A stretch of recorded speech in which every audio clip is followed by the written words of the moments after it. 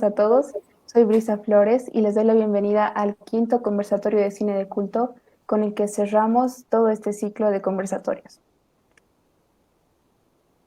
Esta actividad está organizada por la Sociedad Científica de Estudiantes de Comunicación Social, SOCIEX. En esta ocasión contamos con la presencia de 4 expositores: Alberto Bailey, Santiago Espinosa, Johnny Torres y Fabio Loaiza. Vamos a comenzar con Alberto, quien es técnico audiovisual, realizó cursos de producción audiovisual en CIFO, Hospitalet Funiver en España, trabajó en la elaboración de videoclips para diferentes grupos musicales, realizó spots publicitarios para la televisión y redes sociales, desempeñándose como director de fotografía, iluminador y otros. Tuvo el rol de gaffer en el largometraje Esperar en el lago y fue operador de cámara en el documental Road to Muxia. Muchas gracias, Alberto, por estar aquí presente. Pues gracias a ustedes por la invitación que me han hecho y pues espero poder aportar algo hoy día.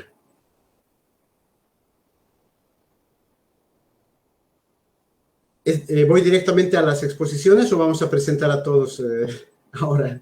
Vamos con la exposición. De acuerdo, pues bien.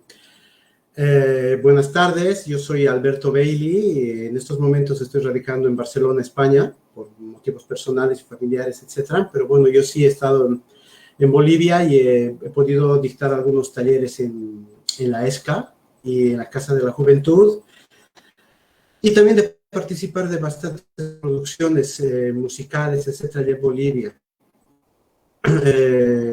Soy técnico audiovisual, en gran parte autodidacta también, y pues con estudios realizados acá en Barcelona, ¿no? Y con continua actualización.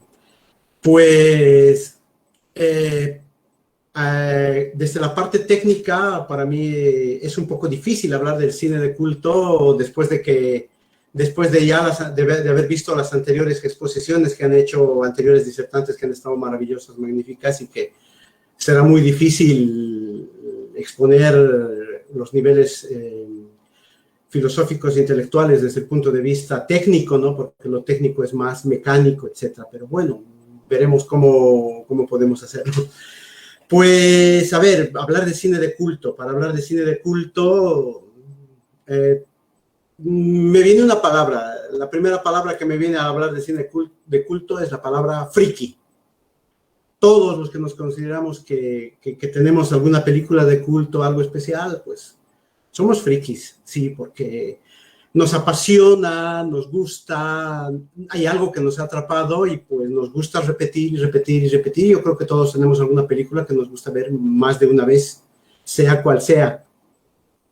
Entonces, para hablar de algunas rápidas características y pinceladas de lo que es el cine de culto, pues podríamos decir que es un cine transgresor, es un cine diferente.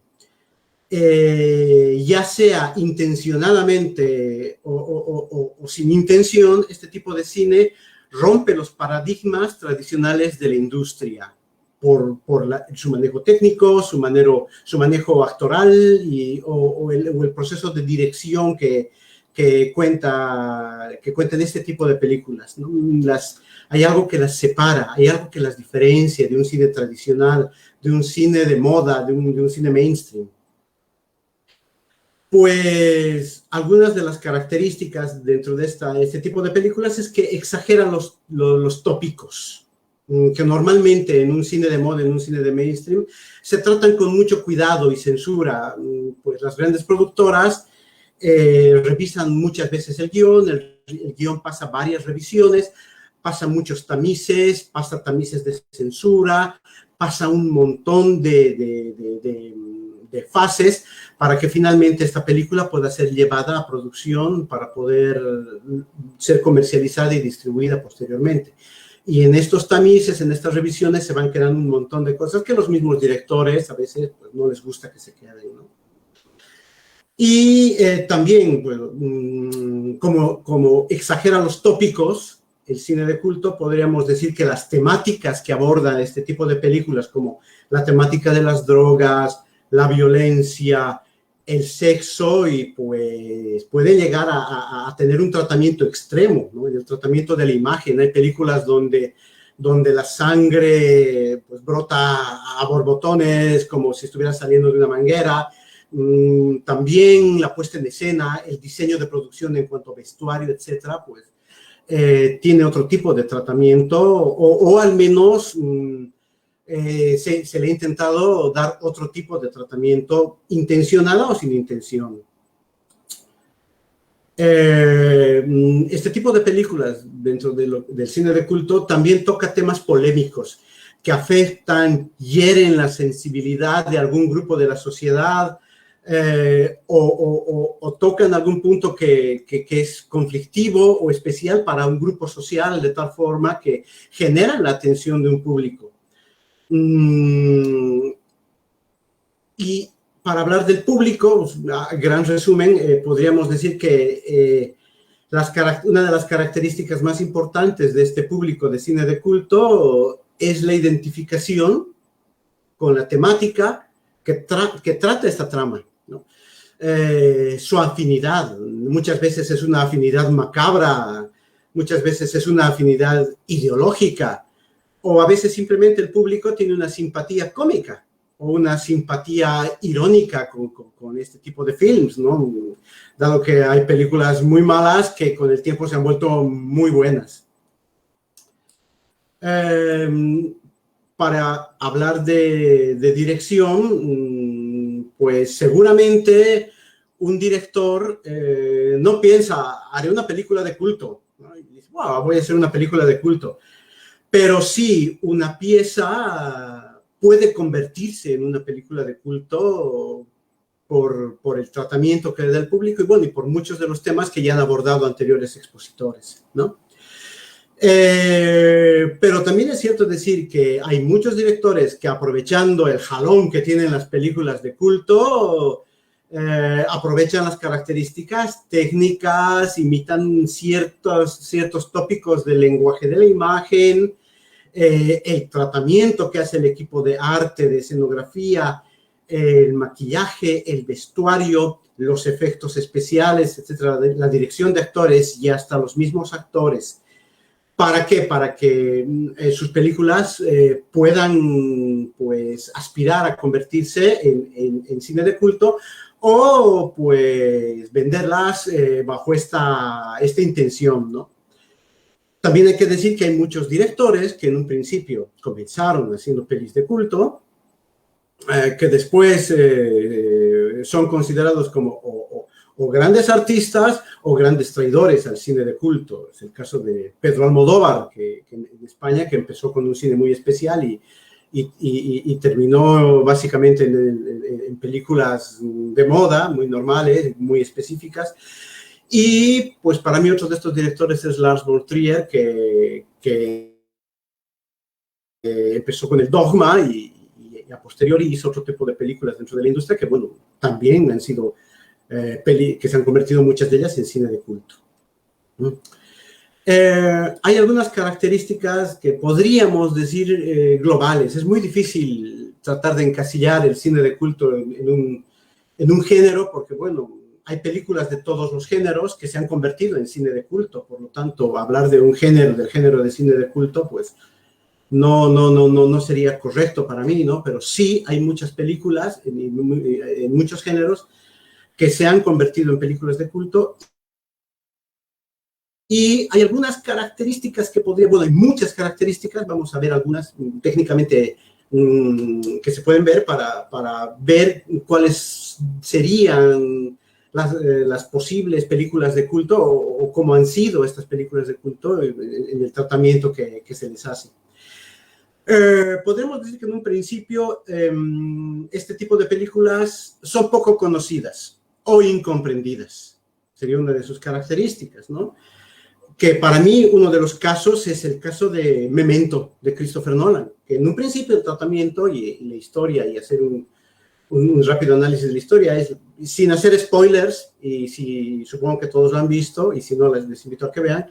Pues Christopher Nolan lo que hace es contarte la historia de una persona que ha perdido por un accidente, por algo, la memoria a largo plazo y solo tiene la memoria a corto plazo. Y a través de anotaciones, fotografías, etcétera, él mismo se va dando pautas para saber lo que ha pasado más antes, lo que ha pasado anteriormente. Y es coaccionado por otros personajes a hacer algunos actos criminales, para no dar tanto spoiler, ¿no? Hasta ahí la película parece muy normal, pero sin embargo lo que hace Christopher Nolan es agarrar la película y el tratamiento de la película y la película le da la vuelta como un calcetín. Con lo cual, tenemos que el principio es el final y el final es el principio. Lo cual, hasta cierto punto, ha hecho que esta película no se comprenda muy bien. Sin embargo, pues es una película de culto por el tratamiento técnico que le ha dado Christopher Nolan, desde el tratamiento del guión. Normalmente son de bajo presupuesto. No es una totalidad, ¿no? Ni es una ley para las películas de culto ser de bajo presupuesto, pero sí las películas de bajo presupuesto son buenas candidatas para convertirse en cine de culto. Para mí también es el caso de la película El Mariachi de Robert Rodríguez, que pues Ha costado $7,000 y se ha convertido en una película de culto, puesto que han habido secuelas, etcétera, de la película. Desesperado con Antonio Banderas, Once Upon a Time in México, etcétera, que han seguido la línea de esta película, ¿no? Y ha terminado convirtiéndose en una película de culto. Bueno, tengo los carteles, pero por el tiempo tal vez no sea ni necesario mostrarlos. Otra de las características es que son películas poco apreciadas por la crítica. Cuando se estrenan, cuando se las presentan, pues son un fracaso total en taquilla y la crítica las destroza por los temas que abarcan, por los temas que tratan, etcétera. Como es el caso de Freaks, de Tom Bromley, ¿no? Que ha sido una película muy controversial para su época y que hoy en día es considerada como una película de culto, pues de las más de culto que pueda haber. También pueden ser películas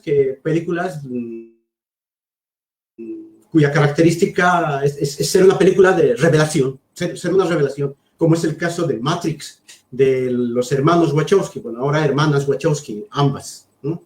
Que es una película que ha roto con todos los esquemas, que ha roto con la manera de contar historias por su tratamiento técnico, por su tratamiento de la imagen, por los efectos especiales que en esa época entraron, etcétera.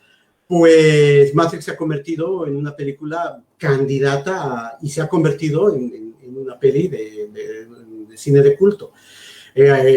Sobre todo porque también es una película muy incomprendida. El guión andaba por todos las empresas productoras y era rechazada porque era conocido como el guión que nadie lo entendía, ¿no? Hasta que los hermanos Wachowski lograron que Warner Brothers les diera un pequeño presupuesto para hacer la película. Ellos se gastaron todo el presupuesto en hacer la primera escena y cuando la Warner Bros. Vio el tratamiento de la imagen, el tratamiento técnico innovador de cómo estaban planteándose la producción, la realización de esta película, pues les dieron cheque en blanco para que salga adelante la película y bueno, el resto es historia de Matrix, ¿no? Que es una de las pelis de culto actuales.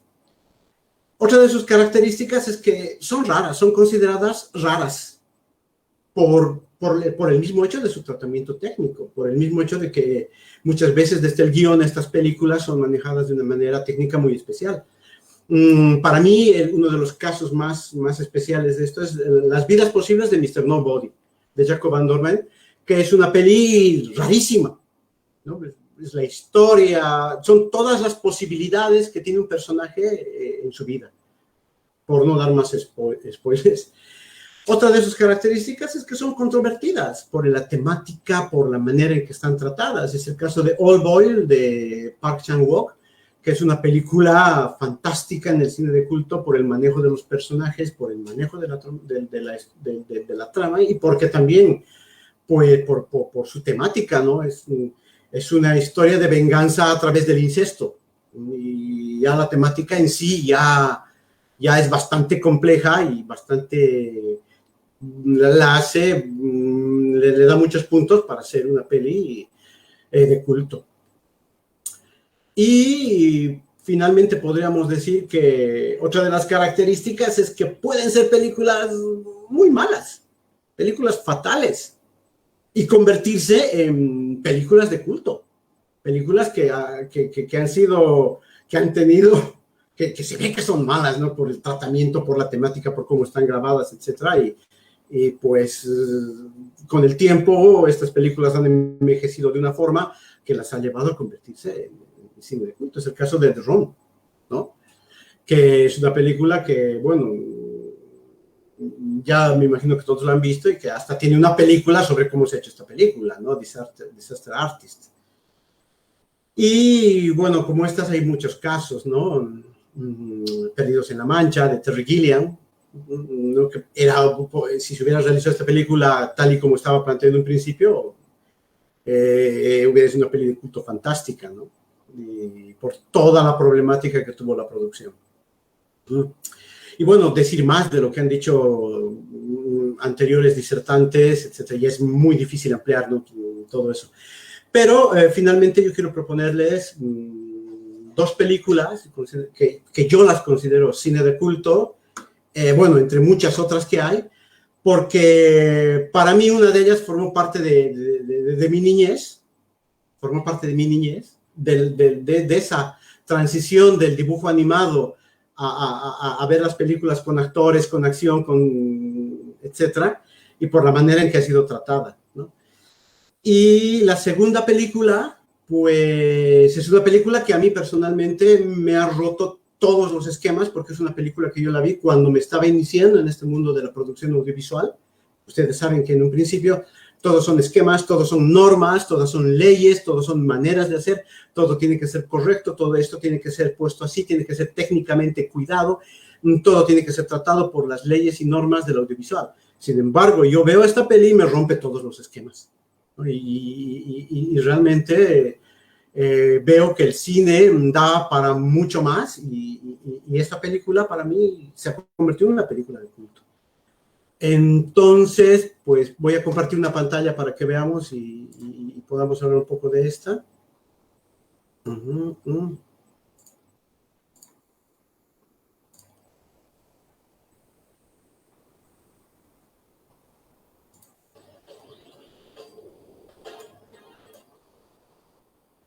La película se llama Asesinos por Naturaleza, de Oliver Stone, con un guión de Quentin Tarantino.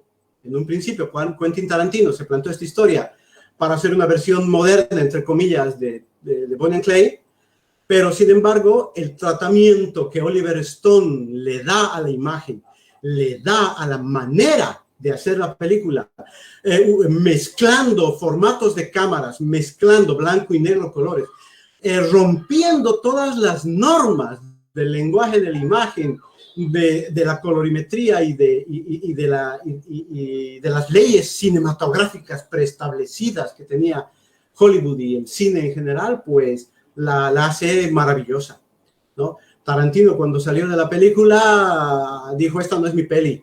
Sin embargo, en algunas declaraciones, Tarantino también dijo que uno de sus sueños era sentarse en su sala donde él veía películas y conectar el VHS y junto a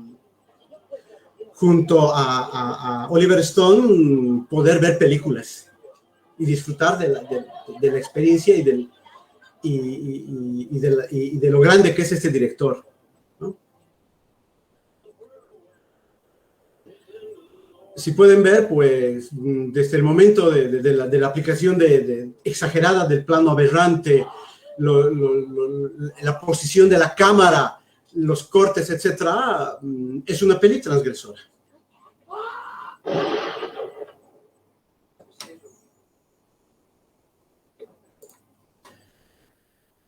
La segunda peli, la que marcó mi niñez y yo la considero, y es una peli de culto, pues para mí es la película Flash Gordon, que cuando yo era niño, pues la disfruté a unos niveles increíbles y para mí lo más interesante fue la introducción a la música de Queen, que para mí fue algo totalmente maravilloso, totalmente diferente, y ver ese tratamiento, la técnica utilizada en esta película, los efectos especiales y la historia misma, ¿no? La historia de un jugador de fútbol americano que se convierte en el salvador del mundo a través de un viaje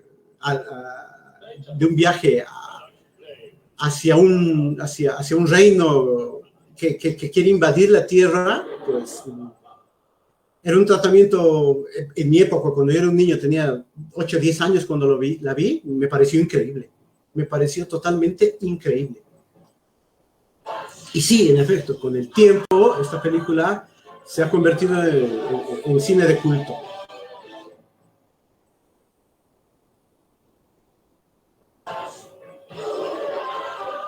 Los colores saturados, los vestuarios exagerados, las actuaciones, etcétera, pues, son totalmente de este tipo de cine de culto, que casi es un cómico irónico, entre comillas.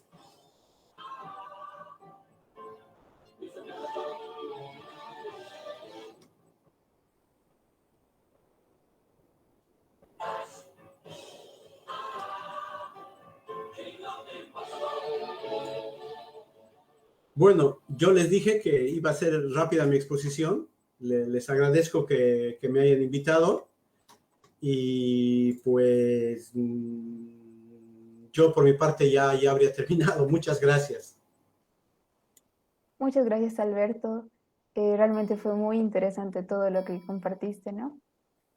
Bueno, ahora vamos a continuar con Santiago Espinosa, quien es periodista, investigador y crítico de cine. Es autor, junto con Andrés Laguna, de los libros El cine de la nación clandestina y una cuestión de fe e historia y crítica del cine boliviano de los últimos 30 años. Participó también de los libros Insurgencias, acercamientos críticos a insurgentes de Jorge Sanginés, Hora Boliviana, Socavones, textos sobre la obra de Socavón Cine, Parada Obligatoria y Latinoamérica Radical. Muchas gracias, Santiago, por aceptar esta invitación para ser parte de este conversatorio. Hola, hola Brisa, ¿qué tal? Buenas tardes a ti, por intermedio tuyo a la Sociedad Científica, carrera de Comunicación. Gracias por la invitación, por la oportunidad además de dialogar con otros colegas y también con estudiantes, ¿no? Futuros colegas, que me parece eso importante. Como decía Alberto, en las anteriores sesiones creo que se ha desarrollado con bastante hondura y amplitud las nociones generales que puede haber en torno al cine de culto, que también habrán visto eso, digamos, no merece o no tiene, digamos, una definición consensuada. O sea, lo que quiero decir es que no todos entienden lo mismo por cine de culto. Hay más de una acepción, digamos, o hay más de una concepción de lo que se puede entender por cine de culto, ¿no? Y eso es lo que yo he estado viendo, por lo menos en las sesiones anteriores, las que fueron en anteriores semanas, ¿no? Lo que no quiere decir que necesariamente lo que hayan planteado los otros expositores esté mal, ¿no? Y quiero decir es que la noción de cine de culto es una noción también flexible y abierta, digamos, a más de una interpretación, ¿no? Yo en todo caso, por cine de culto, tengo digamos, una comprensión muy similar a la que ha compartido Alberto en la exposición inicial de hoy, y la que también en alguna medida ha expuesto en una sesión anterior a Alba Valderrama. O sea, yo creo que el cine de culto, por lo menos el que yo entiendo de culto, que es un cine en principio marginal, ¿no? Es un cine marginal que se produce casi a espaldas de las industrias, ¿no? El cine de culto es un cine que generalmente se produce también en los costados o en la periferia de las grandes industrias del cine, ¿no? Casi con la basura o los restos, digamos, de lo que desecha la industria, ¿no? O sea, es por eso que hay mucho cine de culto también estadounidense, porque se produce o se ha producido desde los márgenes, digamos, de Hollywood, lo mismo, digamos, en otros países con industrias, ¿no? No tan grandes ni tan organizadas como Hollywood, pero que sí tienen industria, ¿no? Desde industrias como las del cine de Bollywood en India, o el cine español, el cine inglés, el cine italiano, el cine francés, en general. Yo creo que es un fenómeno que viene necesariamente aparejado, es una suerte de hijo indeseado o de hijo así casi no buscado del cine industrial, ¿no? El cine culto, ¿no? Es un cine que se produce en los márgenes, ¿no? Y que, como bien decía Alberto, también tiene que ver con ciertas condiciones de producción que en su momento le impiden una mayor visibilidad, una mayor popularidad, ¿no? O sea, como decía Alberto también, como decía en otras exposiciones, es un cine que en su momento no llega a ser popular, no llega a ser masivo, no llega a ser rentable, o sea, industrialmente, que es algo importante. Entonces, es un cine que normalmente queda como invisibilizado, ignorado, y que se va descubriendo recién con el tiempo, ¿no? Y que se va valorando y compartiendo y resignificando con el paso del tiempo. Entonces, el cine de culto necesariamente necesita del paso del tiempo, ¿no? El cine de culto es imposible, y eso yo creo es una condición que sí habría que tener en cuenta. El cine de culto necesita del paso del tiempo para volverse de culto, ¿no? No puede volverse de culto casi inmediatamente una vez estrenado, ¿no? El cine de culto necesita el paso del tiempo. Necesita de alguna medida ser como marginal, invisible o muy minoritario para con el tiempo ser reivindicado, ¿no? Para, digamos, finalmente pasar la prueba del tiempo. Y eso yo creo que es algo que, por ejemplo, lo ha expuesto bien en algún sentido Alberto, ¿no? Aunque obviamente, claro, esto puede haber algunos ejemplos, digamos, que están también realizados dentro de los márgenes de una industria un poco más organizada. Da, por ejemplo, Alberto, el caso de Asesinos por Naturaleza, una película de Oliver Stone con guión de Quentin Tarantino, que evidentemente puede ser cuestión de una película de culto, aunque sí está realizada dentro de los circuitos de la industria. O sea, Tarantino no era tan conocido para entonces, pero Oliver Stone sí. Digamos, Oliver Stone hace esa película dentro de los circuitos de la industria, que en su momento es muy controvertida, pero que no pasa desapercibida en todo caso. No es el caso, digamos, de, por ejemplo, yo dos ejemplos que voy a dar, entre otros, de lo que yo consideraría un cine de cultura también generado dentro de la industria de Hollywood, o por lo menos en el patio trasero de Hollywood, como son el cine de dos realizadores muy marginales, pero que con el tiempo han sido reivindicados por la propia industria. Esto es algo interesante, que la propia industria, los propios cineastas pueden convertir al cine de culto en algo finalmente mainstream, lo vuelve un objeto de consumo masivo, ¿no? Hay dos ejemplos a los que me voy a referir puntualmente, y esto para hablar un poco de lo que se me había pedido también para esta exposición, que es la narrativa, ¿no?, cinematográfica. Uno de ellos, que es el que voy a hablar más adelante, ha sido ya aludido por Alberto, que es el caso del cine de Tony Wiseau, que es el autor, si se quiere, un nombre grande, pero finalmente es justo, de esta película que se llama The Room, una película hace unos años, que en su momento fue realmente invisible, vilipendiada, despreciada, ignorada, ¿no? O sea, porque rodada, digamos, o analizada bajo los cánones industriales era un esperpento, ¿no? Era un proyecto muy fallido, ¿no?, de Room, pero que con el tiempo se ha sido reivindicada y, digamos, ha cobrado precisamente esta calidad de culto o este estatus estatus de culto gracias a una película que la ha vuelto finalmente un objeto o ha legitimado la fascinación y el culto que está generando de forma más subterránea, como es The Disaster Artist, que es una película de James Franco. De eso voy a hablar un poco más adelante. Y otro ejemplo que parece un poco más clásico, digamos, que el de Room, que es una película ya relativamente reciente, que ha sido además reivindicada por una película también mucho más reciente, como es The Disaster Artist, que es de 2017, que es de James Franco. Finalmente es un fenómeno un poco más próximo. Hay un ejemplo que la misma industria de Hollywood se ha ocupado también de reivindicar, que es más clásico, si se quiere, ¿no?, que es un buen ejemplo, creo yo, de lo que podríamos considerar el cine de culto. Y es el caso del cine de Ed Wood. Ed Wood, que es un cineasta de Hollywood, también criado, formado y también olvidado dentro del mismo Hollywood, ¿no?, que hacía cine básicamente de género, ¿no?, de terror, de ciencia ficción. A muchos les va a sonar, seguramente a los que están acá, o a la mayoría o a todos, pero a algunos siempre les sonará el nombre porque es el nombre de una película también, Ed Wood, ¿no?, que no es de Ed Wood. Ed Wood era un cineasta, ¿no?, el cine blanco y negro sobre todo, 40, 50, 30, que se hizo, digamos, tuvo una segunda vida, si se quiere, gracias a una película de Tim Burton. Tim Burton, que es, por cierto, para muchos una suerte de cineasta también de culto, ¿no?, aunque es un cineasta que trabaja y es muy admirado dentro de la industria, no es un cineasta marginal. Puede que sea rarito, digamos, ¿no?, pero no es un cineasta marginal, es un cineasta mimado por la industria, ¿no? Que le ha ido bien, ¿no? No por nada yo más de un Batman, digamos, ¿no? O sea, es un cineasta que marginal no es en el sentido, digamos, industrial, sino en el sentido más estético, creativo. Pero bueno, Ed Wood, probablemente una de las mejores películas, si no la mejor que ha hecho, que de data ya de la década de los 90, se llama de Tim Burton, una de las mejores películas que ha hecho, pero precisamente data de los 90 y se llama Ed Wood. Y es básicamente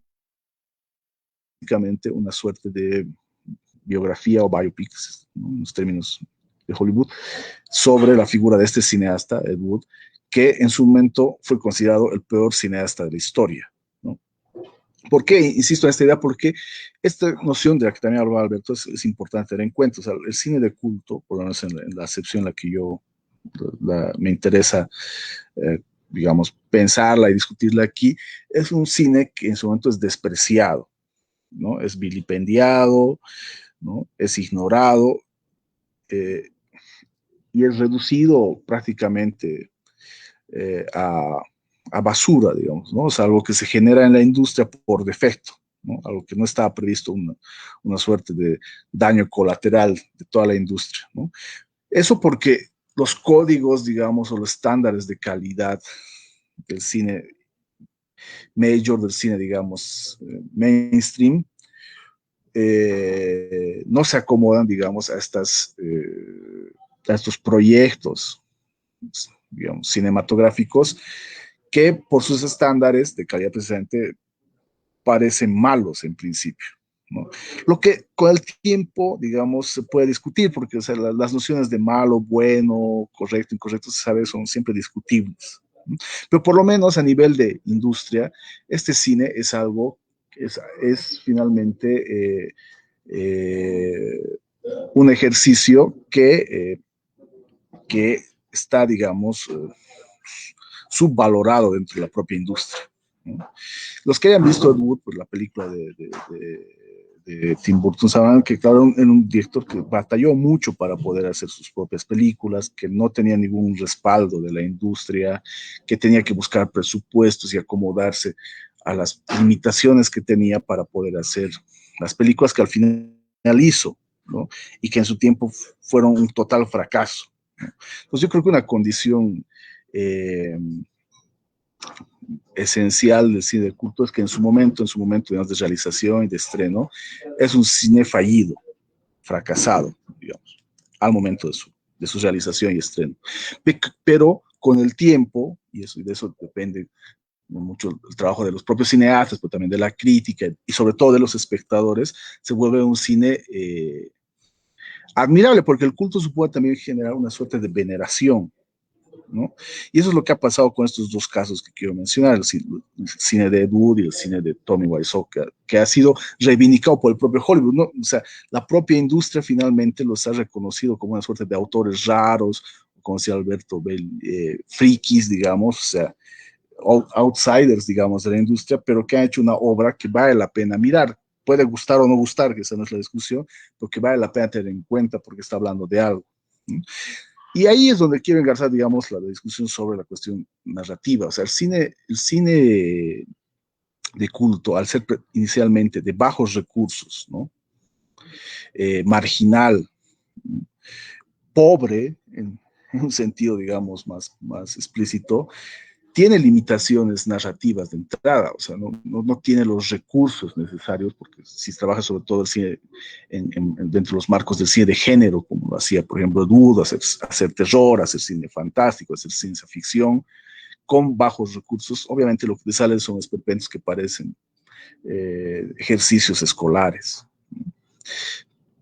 Eso en principio, digamos, en el momento parecen errores, pues, obviamente de narrativa cinematográfica, de alguien que no entiende el lenguaje del cine, de alguien que no sabe cómo contar historias. Pero con el tiempo se ha ido valorando como también formas alternativas de contar, formas alternativas de hacer cine. Yo creo que eso es importante decir del cine de culto, que es que en su momento lo que se ve como fracaso, lo que se ve como fallido, lo que se ve como anómalo, con el tiempo se ve como formas alternativas de hacer cine, ¿no? De contar en imágenes en función de las limitaciones que en su momento tuvieron los realizadores para hacer esas obras. Porque es bueno también pensar que las propias limitaciones del cine de género configuran su narrativa. Eso es importante decir. O sea, es un cine en buena medida pobre, que se hace con limitaciones técnicas, materiales, económicas y a veces hasta creativas, pero que por lo mismo va configurando una propia narrativa. Entonces hay que entender que el cine de culto genera y crea sus propios códigos narrativos, ¿no? Y es por eso que en su momento, al momento de su estreno, al momento de su realización, estas películas no son comprendidas, no son legitimadas por la industria porque están manejados códigos que no se acomodan a los niveles de exigencia de la industria. Es lo que pasó con Ed Wood, o sea, no por nada se lo consideraba el peor cineasta de la historia, ¿no? Lo mismo con Tony Wiseau de The Room, que se consideró como que a su película, ¿no?, que se llama The Room, se la consideró como la peor película de la historia, así como Ed Wood era considerado el peor director de la historia. The Room de Tony Wiseau fue considerada la peor película de la historia, esto sobre todo en Hollywood, ¿no? Y aún así son películas que, en el caso de The Room, que se pueden ver y se siguen viendo de manera muy masiva, y en el caso de Ed Wood ha sido un fenómeno que ha generado mucho culto y que le ha dado una nueva vida. Se han llegado incluso a reeditar no solo las películas de Ed Wood en la industria, sino incluso hasta algunos escritos suyos, porque también tiene algunos ejercicios creativos.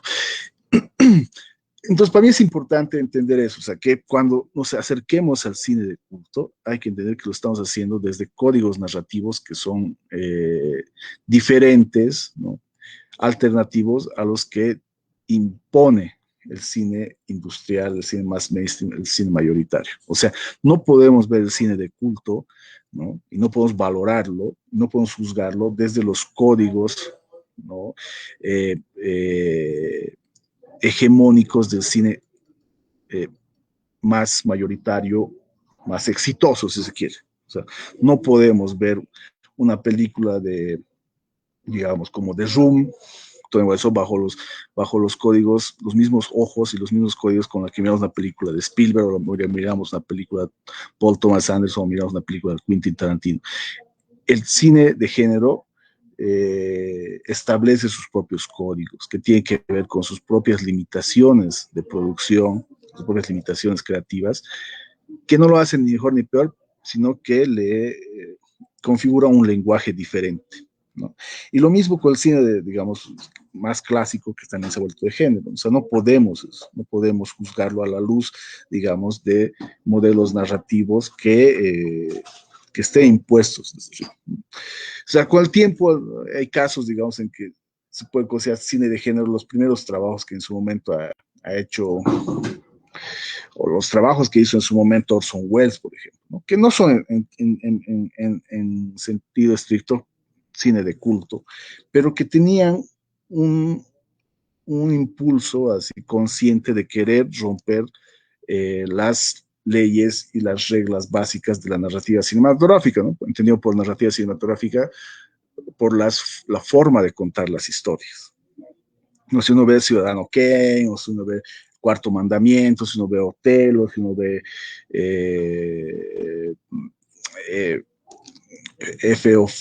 F for Fake, ¿no?, o incluso la última película que ha sido descubierta recientemente, que ha sido postproducida, El otro lado del viento, todas de Orson Welles, todas son películas que están como divorciadas de los esquemas más extendidos y aceptados a la hora de narrar películas, ¿no? Son películas que para muchos pueden ser consideradas lentas, fallidas, ¿no?, aburridas, ¿no?, largas, ¿no?, inconexas, pero que están probando formas nuevas de narrar. Con esto yo quiero hacer una equiparación. De hecho, en la película Ed Wood de Tim Burton hay un momento en el que Ed Wood se encuentra con Orson Welles. No sabemos muy bien si ese encuentro se produjo realmente, ¿no?, porque Ed Wood sí efectivamente existió y fue contemporáneo de Orson Welles, lo que obviamente no tuvo ni el prestigio ni el éxito, por lo menos de crítica y por un momento de respeto dentro de la industria que sí tuvo Orson Welles. Orson Welles, por otro lado, sabemos que es un director que, como a nivel de taquilla, a nivel de público, fue un fracaso total. Lo que no quiere decir que con el paso de los años es considerado probablemente uno de los mejores cineastas de la historia, sino el mejor, ¿no?, de Estados Unidos, probablemente el mejor, el más importante. Pero en su momento igual fue un cineasta que fue vilipendiado, fue negado, fue, digamos, ignorado, y le dio la espalda a la industria. Lo mismo pasa con el cine de género. obviamente, otras que es la distinción, Orson Welles no hace necesariamente cine de género, pero comparte algunas características con el cine de género. Esa idea que es un cine hecho a espaldas de la industria, sin el apoyo, digamos, material, logístico de la industria, que no es comprendido por la industria ni por la crítica generalmente, ¿no? Y por el público tampoco en su momento, y que solo con el paso del tiempo puede ser reivindicado y puesto en un lugar, digamos, de excepción, ¿no? Y que necesariamente por estas limitaciones de su tiempo, ¿no? Y de las limitaciones materiales sobre todo, va a generar una narrativa que va probablemente a contracorriente de las narrativas imperantes en la industria del cine, porque hay, digamos, narrativas que son más aceptadas que otras a la hora de hacer cine. Y eso es algo con lo que el cine, digamos, de culto va a chocar necesariamente. A veces no de forma tan premeditada, o sea, hay que entender también que muchas de las películas de Ed Wood, por ejemplo, si resultaron tan fallidas en su momento, era precisamente, como decía, por las propias limitaciones que enfrentaban sus realizadores. Lo mismo en el caso de Room, de Tony Wiseau, o sea, tenía que ver con las limitaciones materiales, económicas, pero también con las propias limitaciones hasta creativas o intelectuales de su director. Lo que otra vez no quiere decir que sean peores o mejores películas, sino películas que están probablemente abriendo modelos narrativos alternativos a los que suelen ser más aceptados y suelen ser como reivindicados como los que deberían moldear al resto de la industria. Entonces eso es, el cine de culto se sale de los moldes de la industria, ¿no? Se sale de los moldes y de los límites de las fronteras de la industria, y eso es lo que necesariamente hace el paso del tiempo. Con esto no quiero decir que todo el cine que en su momento ha sido marginal, invisible, sea necesariamente convertido con el paso del tiempo en de culto, ¿no? No todas las películas sobreviven al paso del tiempo, ¿no? O sea, eso depende mucho de la crítica de los cineastas y de los espectadores, ¿no? De la manera en que puede o no convertirse en una cierta obra de culto. Pero yo creo que es importante, y esto y casi para cerrar, esto es que entendamos que cuando hablamos de cine de culto tenemos que entender que nos estamos enfrentando a narrativas alternativas, diferentes, que por eso pueden ser incomprendidas y pueden ser difíciles de asimilar en su momento, ¿no? Que necesitan cierta apertura de miras del espectador, ¿no? Porque están necesariamente ejecutadas en función de limitaciones o de búsquedas muy particulares que no condicen con los códigos hegemónicos de la industria mayoritaria, sobre todo en Hollywood, ¿no? Y eso es importante, ¿no?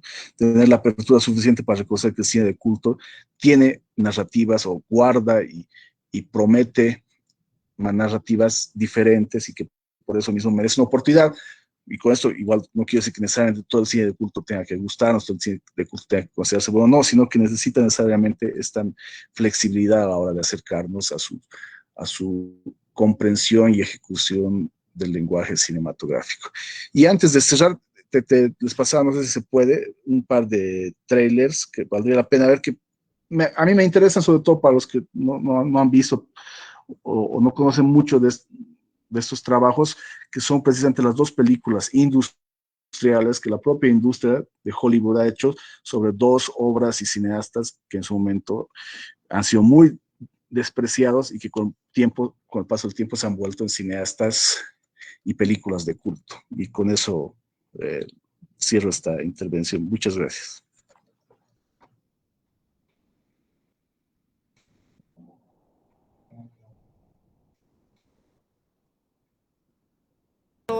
Everybody wants to be star. You have to be the best and never give up. When I get up on stage in front of people, all I can think about is, what if they laugh at me? You, man, you're fearless. I want to feel that too. I don't care. I'll do it.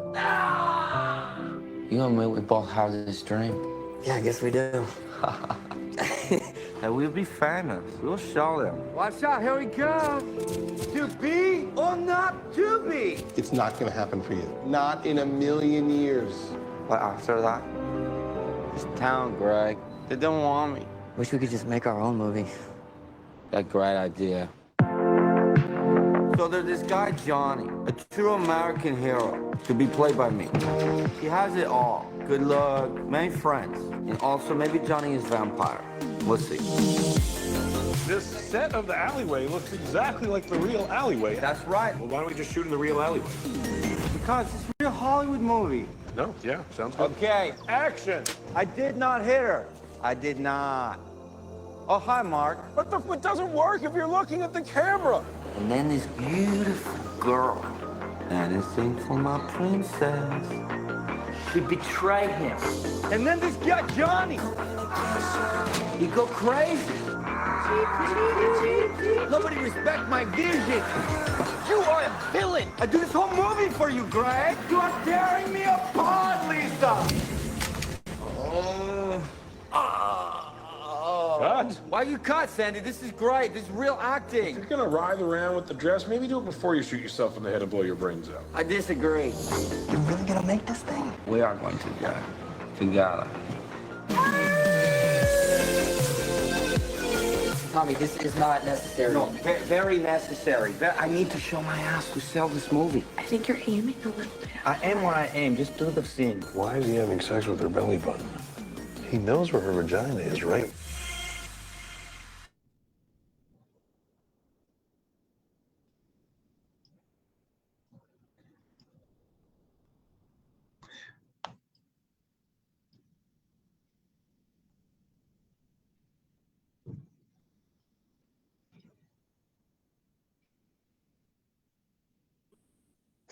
Burton, director of Batman, Beetlejuice, and Edward Scissorhands, now takes you to a completely different world. The true story of a Hollywood legend, Ed Wood. And action! He made movies like no one else. You want to keep moving. You've got to get through that door. Ah, that was perfect. Perfect. Do you know anything about film production? Well, I like to think so. He had an eye for talent. I met Bela Lugosi. Well, I thought he was dead. This is the most uncomfortable coffin I've ever been in. No, he's very much alive. You flying saucer? He had a passion for storytelling. Get me transvestites. I need transvestites. You're flashy. They want that. Okay. But they want professionalism. So Nick Sonanelli without losing naivete. What kind of a movie is this? It's science fiction. A heartbreaking romance. Grave robbers from outer space. Grave robbers from what? And he had a secret he couldn't hide. I like to dress in women's clothing. Panties, sweaters, pumps. It's just something I do. Like sex with girls? No, I love sex with girls. Wearing their clothes makes me feel closer to them. How can you act so casual when you're dressed like that? All right, everybody, let's finish this picture. Touchstone Pictures presents Johnny Depp, Martin Landau, Sarah Jessica Parker, Patricia Arquette, and Bill Murray in the true story Give him a hand. Keep rolling. of an unforgettable filmmaker. We're making another movie. I got the Church of Beverly Hills to put up the cash. How do you get all your friends to get baptized just so you can make a monster movie? And his legacy that will live forever. How do you burn this out? Shake his legs around. Looks like he's killing me. This is the one. I command you! This is the one I'll be remembered for. Ed Wood, a Tim Burton film. Really? Worst film you ever saw? Well, my next one will be better. Hello?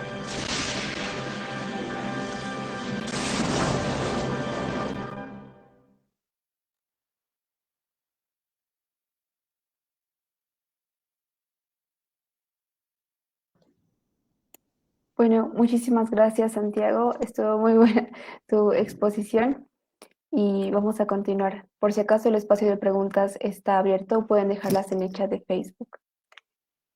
Ahora tenemos como expositor a Johnny Torres, director de Chola Studios, cineasta empírico, fotógrafo y videógrafo en formación.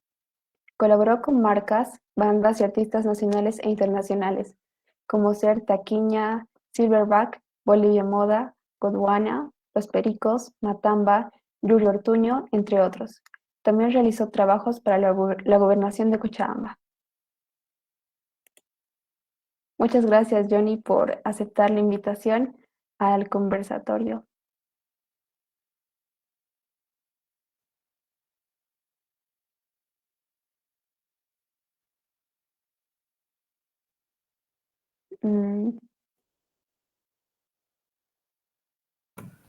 Hola, hola, hola. Te escuchamos. ¿Me escuchas? Sí, pero no te vemos. Ahora sí. Ahora sí. ¿Cómo están? Muy buenas noches, van a disculpar, estoy con un poquito de problema con el internet. Pero bueno, les agradezco por el tiempo, por el espacio que han provisto. Espero poder alimentar un poco más de conocimiento que muchos tienen, poder sumar en sus ideas y conocimientos respecto a lo que es cine. Durante estos días han estado tocando el tema de cine de culto y en este caso nos va a tocar hablar un poco más técnico sobre conceptos y áreas en el cine en general. En mi caso me toca poder compartirles un poco respecto a lo que sería la fotografía, el arte y el montaje. Para esto voy a compartir pantalla con ustedes. Si me permiten un momento.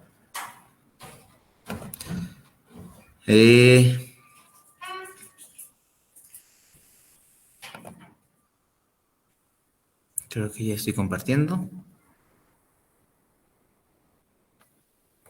¿Pueden ver? No, todavía no se ve. Todavía no, ¿verdad? Denme un segundito.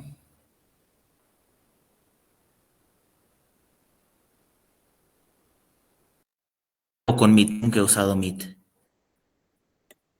Bueno, Acá. Ahora sí, ¿verdad?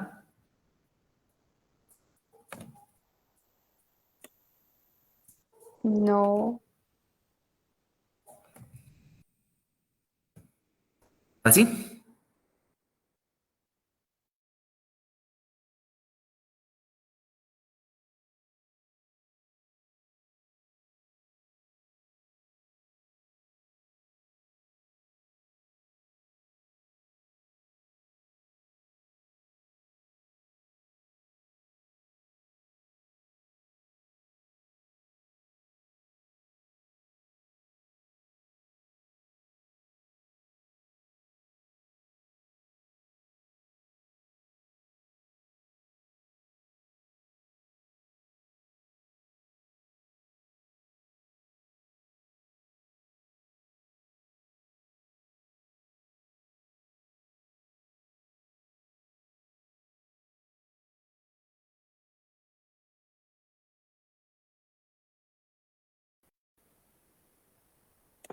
¿Brisa? No, John. Hola. Ahora sí. Sí.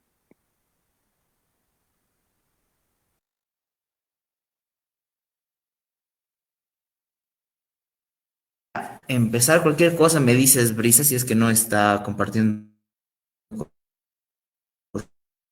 correctamente.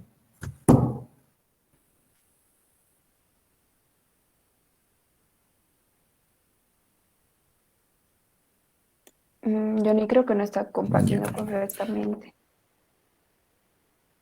O sea, solo me sale presentación, pero no puedo ver nada. Bueno,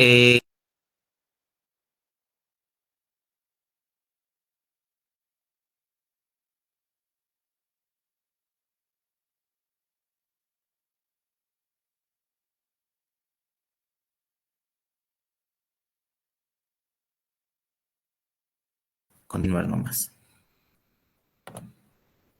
¿Ahora sí? ¿Me ven?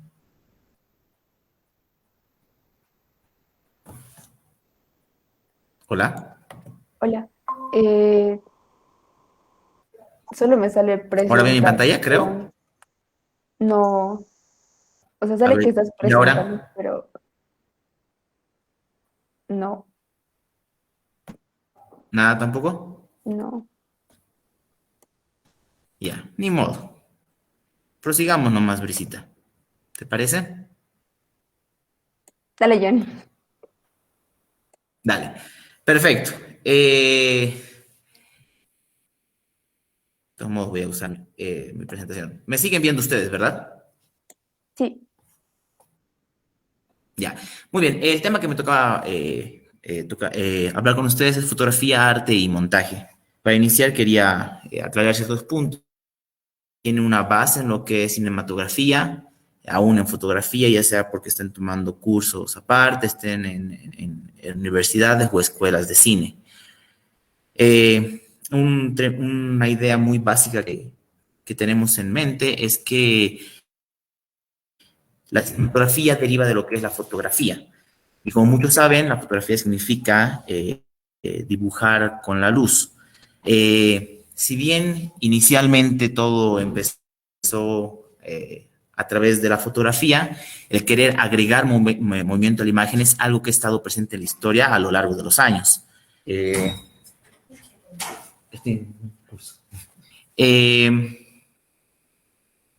Tal vez quisiera aclarar un poco lo que sería el concepto de lo que sería fotografía en el cine.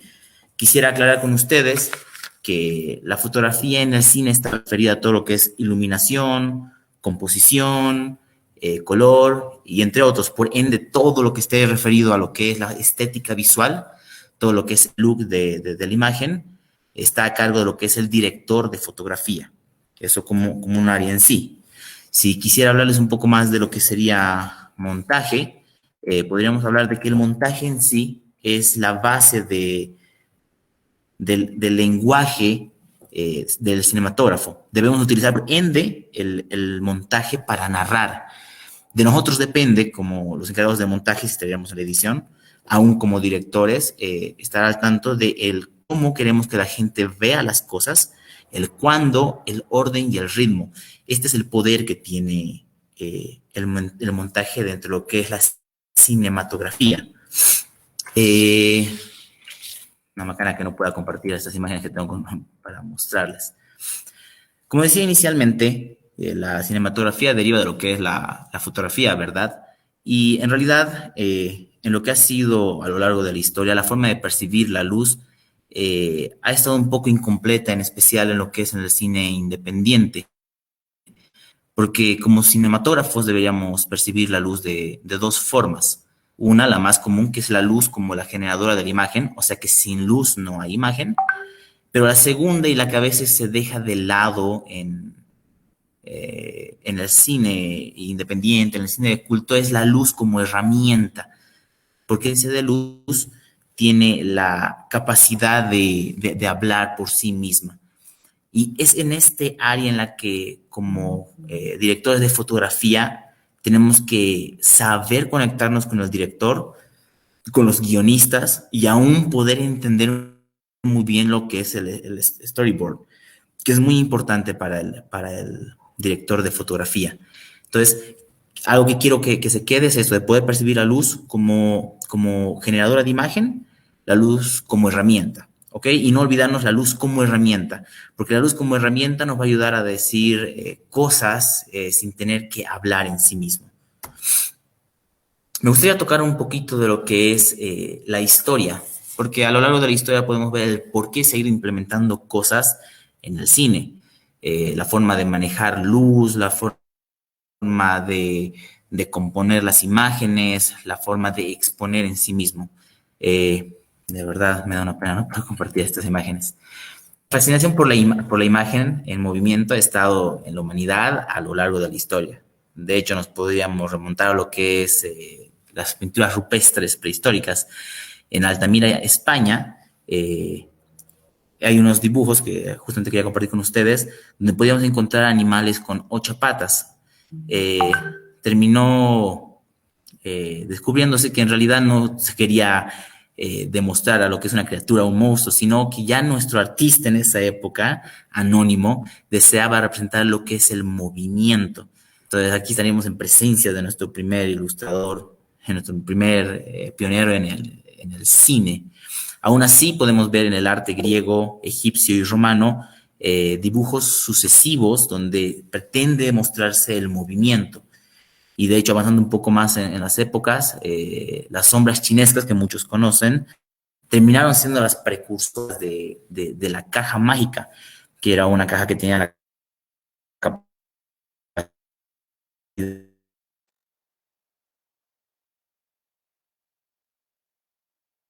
y por si acaso no estoy hablando de la caja negra en sí, sino de la caja mágica que tenía la capacidad de representar. Otras fueron las precursoras de la caja mágica. Y de aquí fue donde la capacidad de darle movimiento a la imagen se disparó. Yéndonos al siglo XVIII, es donde ocurre lo que conocemos como la Revolución Industrial, que termina afectando a finales de mismo siglo, comienzo del siglo XIX, con la época decisiva para el cine, debido a los avances tecnológicos y todas las innovaciones que estaban ya dispuestas, y van apareciendo nombres a lo largo de la historia que hacen la diferencia y terminan marcando lo que es el cine. Perdón. Uno de los primeros que me gustaría mencionar es Joseph Nicephore-Niepce, que él fue conocido sobre todo por ser parte de la creación de lo que es el daguerrotipo. El apellido viene por su colega, que es Louis Daguerre, que fue el que terminó solucionando el tema de la caja negra, llevando a que se puedan imprimir las primeras fotografías. Gracias a él se logra imprimir por primera vez a nivel del público en general las imágenes. Voy a mencionar así nombres rápido para que podamos ver qué es lo que han hecho. Otro sería el doctor Peter Mark Roget, que él fue quien presentó la tesis de la persistencia retinaria, que trataba de decir que una imagen se queda en nuestra retina por una milésima de segundo, y sumado al planteamiento que hizo también Joseph Plateau, que decía que el ojo es capaz de percibir 10 imágenes por segundo. Esto llevó a la creación de un efecto óptico que todos conocemos. No sé si recuerdan este platito con el que jugábamos de niños, que a un lado tenía una jaula y al otro lado tenía un pájaro, que cuando girábamos te daba la impresión de que el ave estaba dentro de la jaula. Pues justamente son estas tesis que dieron lugar a estos efectos ópticos que, claro, nosotros hemos conocido como juguetes, pero en realidad en su época, en el siglo XIX, estamos hablando de experimentos que llevan a entender la imagen de otra forma y el movimiento en sí. A esta altura entra a la historia del cine, que muchos no tienen en cuenta esto, un personaje muy conocido que si bien es conocido por otros descubrimientos y experimentos, que sería Thomas Edison. Thomas Edison en realidad da lugar al cine, a la forma del cine como la conocemos, a través del kinetoscopio, que junto a William Dixon terminan creándolo, iniciando lo que son las primeras proyecciones en el mundo. Pero Thomas Edison no tenía idea de cine tal vez de hoy en día. Simplemente eran meros experimentos para él que estaban destinados a gente de élite, no era que todo el mundo sabía de esto, hacían presentaciones muy específicas. Pero en el siglo, a finales del siglo XIX, hay dos hermanos, Louis y Auguste Lumière, que deciden, buscan estar al contacto de un cinematógrafo, de un kinestoscopio, y terminan cambiando algunas cosas para poder hacer un trabajo un poco más específico a lo que ellos deseaban, porque ellos trabajan con un fotógrafo, y terminan creando lo que es el cinematógrafo, que era una máquina capaz de no solamente grabar, sino también de proyectar. La mentalidad de ellos no era la de exponer todo esto simplemente a un grupo de gente, sino que poder compartirlo con el público en un sentido más de entretenimiento. Ellos crean el cinetoscopio, y en este caso es que se emplea el celuloide, que era capaz de pasar 16 cuadros por segundo. Y esto, por ejemplo, ya comenzando de acá, empieza a crear lo que son estilos. Si ustedes pueden recordar estas películas antiguas donde todo ocurría un poco acelerado, es más que todo una consecuencia, y muchas cosas en lo que es el arte, en los géneros, son más que todo consecuencias, no son cosas que se han buscado intencionalmente diciendo deseo generar esto. Son cosas que han ido ocurriendo a lo largo que se ha ido desarrollando lo que es el cine en la historia.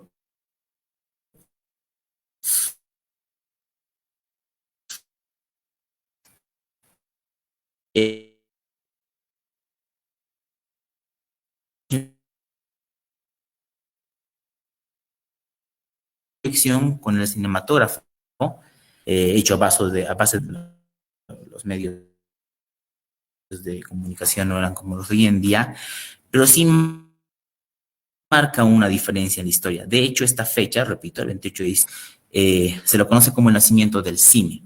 En esta función sí se hace una un movimiento masivo luego de esto, la gente empieza a escuchar, empiezan a darse más funciones, tal vez las películas, cortometrajes que se proyectaban no eran como los de hoy en día, de hecho tenían la duración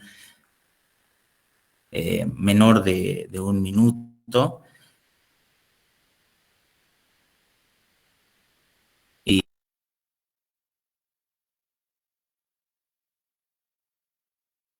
la gente asistía, pagaba para poder ver eso.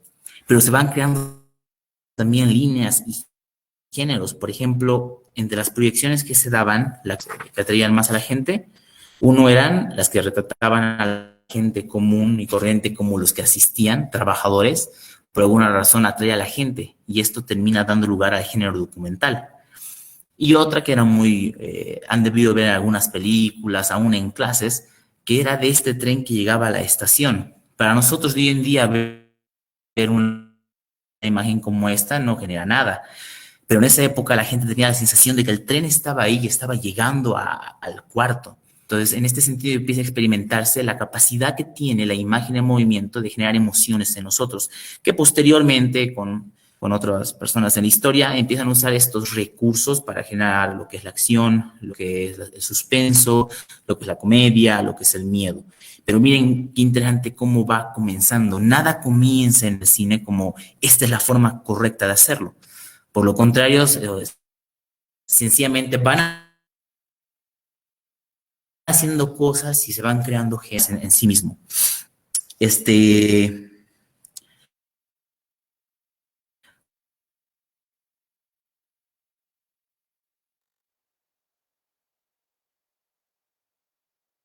Respecto a lo que sería el montaje, la fotografía y el arte en general.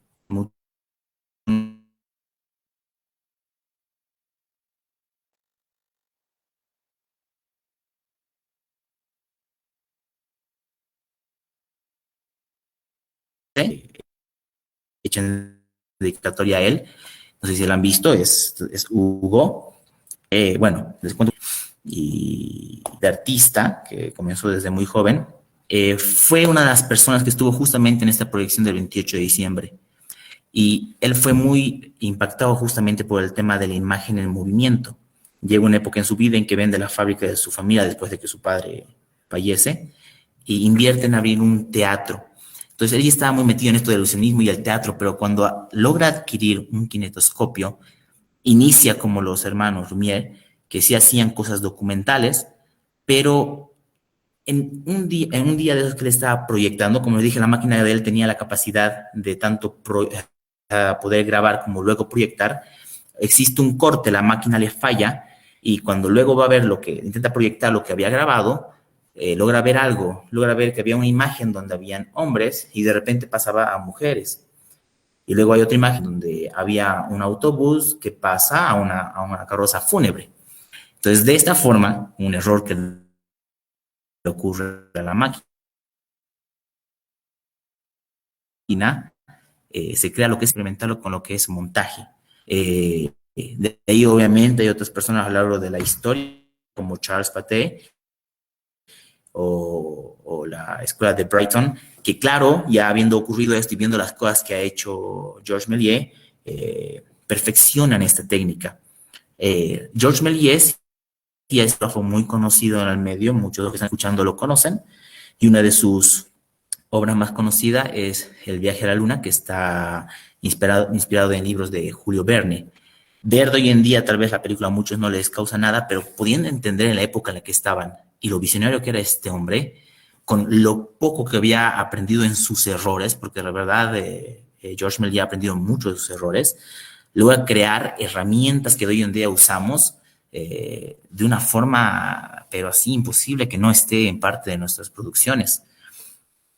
Georges Méliès marca un antes y un después en lo que es el cine. Y a lo largo de la historia él se abre un estudio, curioso que es el estudio que él se abre es de puro vidrio para poder usar la luz del día a su favor. Miren cómo hasta esa fecha lo que es iluminación o fotografía en el cine no estaba pensada como lo hablamos hoy en día. Simplemente queríamos mucha luz y ya. Y es algo que suele reflejarse mucho en el cine independiente, tal vez no tanto en el actual, ¿no? Pero si vamos atrás, películas antiguas, se van a dar cuenta de que el tema de la iluminación simplemente era estar bien iluminado, pero no se usaba la luz como una herramienta para poder narrar. Entonces, esto es lo que va pasando a lo largo de la historia. Se van creando esquemas de iluminación, se van agregando herramientas, se van animando a usar las cosas que ya habían de una forma muy diferente. De hecho, el arte en sí, la pintura va afectando mucho en lo que es iluminación, en lo que es color en el cine. Que en películas de culto como en comerciales, a veces solemos vender la idea de que hay una forma correcta de hacerlo, cuando en realidad los esquemas creados hoy en día son simplemente resultados de errores cometidos y que a lo largo se han ido perfeccionando. En ese punto, uno puede hablar, cuando habla de esquemas de iluminación, de 3 puntos y conceptos que muchos saben, pero en realidad todo se resume al hecho de saber utilizar estas herramientas. Un buen director de fotografía puede tener los mejores equipos o alquilar los mejores equipos, pero si no tiene la capacidad de usar cada herramienta para transmitir lo que se desea, de nada sirve. Es curioso cómo podemos ver a todos estos, Lumière y cada uno en la historia, que si bien no ha tenido los recursos que tenemos hoy en día, ha sido capaces de entender que se intenta en la imagen de movimiento transmitir emociones. En eso se resumen. Por ende, era muy curioso, la anterior vez teníamos una charla respecto a lo que es cine de culto, y el cine de culto como concepto ya es un poco más abstracto que antes y un poco más amplio que era antes, porque en realidad se resume a la fanaticada. Y unos cuantitos eran fanáticos de este tipo de cine o este tipo de expresión o narrativa. De hoy en día los grupos se han ampliado y están a la altura del cine comercial, hablando de la fanaticada en sí. Queriendo puntualizar, creo que el cine de culto, aún incluyendo un poquito también el cine clásico, tiene mucho para dar. Si bien la narrativa es única y a la gente que disfruta del cine de culto, que no es cualquier persona, es gente que busca una forma de decir las cosas, es gente que disfruta de una manera de poder comunicar lo que ya sabemos. Pero puede crecer más si no solamente se enfatiza en lo que es la narrativa como lo que se quiere decir verbalmente o en sus diálogos, sino si se puede explotar un poco más en lo que es la iluminación. Uno de mis colegas decía anteriormente de que tal vez tiene muy flojo esta área. Es cierto, pero esto puede evolucionar en el cine de culto y creo que realmente es algo que va a ocurrir tarde que temprano y va a ayudar a contar la historia de forma mejor. Como director de fotografía les puedo decir a muchos de los oyentes que la fotografía en el cine cumple un rol muy importante. Todos saben, tanto fotógrafos como videógrafos, que la luz es el 70% de un video, de una película, de una imagen, si ustedes desean. Por ende, poder explotar esta era, poder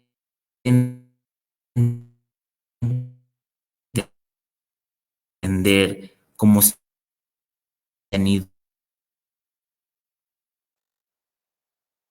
a evolucionar en lo que es la narrativa del cine de culto. En lo personal, tenía aquí la idea de compartir algunos videos más, pero no he logrado compartir mi pantalla. A veces salir de lo que es cómodo respecto a lo que ustedes disfrutan, si ya sean muy fanáticos del cine de culto o sean muy ajenos al cine de culto, o sean muy fanáticos del cine comercial o sean muy ajenos del mismo. Creo que hay mucho para explotar. Hay una película llamada Birdman con Michael Keaton que parece que podría ser la evolución de lo que sería el cine de culto, por la forma en que desea transmitir lo que el personaje es, cómo muestran que ha ido evolucionando y cómo van expresando los sentimientos y las percepciones de cada personaje. Me parece que es un camino viable por el cual puede ir el cine de culto y clásico. Bueno, les agradezco por este espacio. Nuevamente, como dijo Brisa, vamos a estar al final para responder preguntas. Me disculpo nuevamente por no haber podido compartir la pantalla, pero espero por lo menos haber podido sumar algo en el vasto conocimiento que ustedes tienen. Bueno, muchas gracias, Johnny. Vamos a continuar con el siguiente expositor, quien es Fabio Loaiza. Estudió Comunicación Social en la Universidad Católica Boliviana San Pablo en Cochabamba. Realizó su tesis sobre las lógicas de producción musical y sonora en películas bolivianas tras la llegada de la era digital. Cursó la primera versión, el diplomado en cinematografía de la UMS. Se dedica a crear contenido relacionado al cine y series en su podcast La Butaca Clandestina. En este caso, Fabio nos estará hablando de banda sonora en películas. Muchas gracias, Fabio, por aceptar la invitación. No, gracias a ustedes por la invitación, en primer lugar. Es todo un honor viendo todos los ponentes que han habido en los anteriores ciclos, entonces voy a intentar aportarles desde lo poco que sé, un poco sobre la música cinematográfica. Y bueno, como bien definían en anteriores intervenciones, el cine de culto puede tener muchas aproximaciones, ¿no? En gran parte definida por la audiencia, ¿no? Por el espectador, como bien decía Javier Jordán en la primera intervención. Y pasando a hablar de música, de cine de culto, como en sí el cine de culto es como algo muy complicado de definir y tiene distintas aproximaciones, y yo voy a tratar de hablarles un poco sobre el análisis de la música, ¿no? Como voy a tratar de no teorizar demasiado, he preparado una presentación, pero voy a tratar de no aburrirlos demasiado con teoría y poner más ejemplos, ¿no? Y bueno, me gustaría comenzar con algo que plantea el autor Mike Figgis, que en su libro Cine Digital, y él dice que la música es la columna vertebral psicológica de una película. ¿Por qué quiero empezar con esto? Porque la música puede convertirse en el centro, ¿no? Como dice, la columna vertebral. Y algo que él también plantea es que una película podría no tener música y el efecto psicológico en el espectador no sería mayor. O sea, podríamos ver una película que de principio a fin no tenga nada de música, que de hecho existen esos casos, y no nos pasaría nada, ¿no? Como espectadores no nos sentiríamos ni sorprendidos ni tampoco ansiosos por escuchar música. Pero lo curioso es que basta que pongamos 30 segundos y el espectador siempre va a esperar más. O sea, es suficiente tener 30 segundos de música en pantalla en una película para que el espectador quiera escuchar más, evidentemente. Entonces, en ese sentido, la música está ligada, no solo la música de cine, la música general está ligada a un nivel muy subconsciente con nosotros. Y el elemento que le añade, digamos, un valor especial a una banda de sonido es que esté determinado por la emoción, las emociones que nos puede llegar a generar la banda sonora de una u otra película, es realmente lo que va a hacer que a nosotros como espectadores nos transmita algo, ¿no? O sea, ya sea que refuerce lo que estamos viendo en pantalla o cree una especie de disonancia que también nos llegue a transmitir algo. Y bueno, empezando un poco con lo teórico, les voy a compartir acá mi pantalla. ¿Se ve bien? ¿Se logra ver? Todavía no. Ahora, No, no. Qué raro. Me sale que estoy compartiendo. no puedo ver. Bueno, para, para no dejarlos esperando, voy a dejar de compartir esto. También podrías pasarme y yo lo puedo compartir. Dale, acá al chat.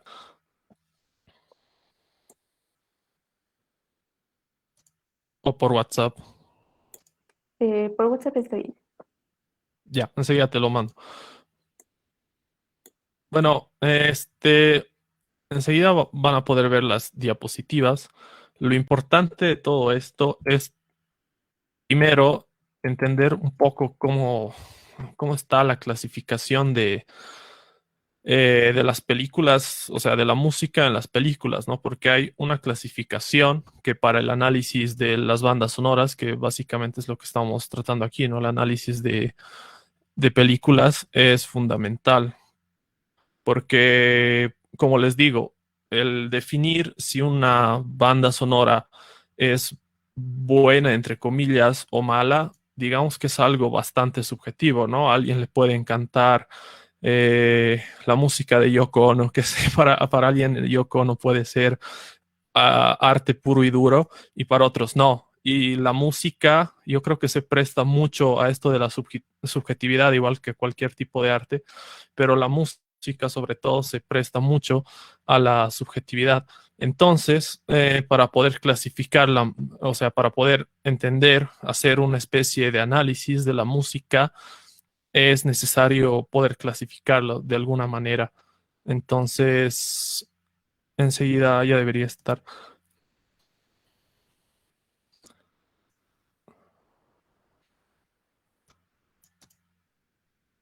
Bueno. Bueno, lo primero en la clasificación que les iba diciendo es la música pregrabada, que también tiene el nombre de needle drops en inglés. Esta música hace referencia a las veces en las que una película usa canciones que ya existen, ¿no? Canciones de bandas, canciones que ya están ahí. Un claro ejemplo sería, no sé, por ejemplo, de las más recientes, Guardianes de la Galaxia, o esta peli Baby Driver, que creo que en español se llama El aprendiz del crimen o alguna cosa por el estilo. Y este uso de la música es bastante común. Algunas películas combinan una banda sonora original con este recurso, que también es funcional. A veces es puramente con la intención de vender canciones, ¿no? De contratos entre artistas y productoras y los realizadores de la película. Y en otros casos es para acompañar o para reforzar alguna emoción, alguna escena en la película, ¿no? Entonces, esto es bastante curioso porque la mezcla de estas dos es como que te lleva a algo único, ¿no? Y esa es la siguiente categoría, precisamente un sonido único. Esto tiene que ver con...